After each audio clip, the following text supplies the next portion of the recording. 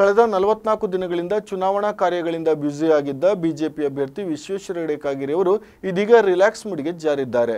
ಹೌದು, ಅಪ್ಪಟ ಕೃಷಿಕರಂತೆ ಅಡಿಕೆ ತೋಟದಲ್ಲಿ ಸುತ್ತಾಟ ಮಾಡಿದ್ರು. ಮನೆಯಲ್ಲಿ ಸಾಕಿದ ಗಿಣಿಗಳಿಗೆ ಆಹಾರ ನೀಡಿ ಮಾತಾಡಿಸಿದ್ರು. ಕೊಟ್ಟಿಗೆಗೆ ತೆರಳಿ ಜಾನುವಾರುಗಳ ಮೈ ಸವರಿದ್ರು. ಹೂವಿನ ಗಿಡಗಳಿಗೆ ನೀರುಣಿಸಿದ್ರು.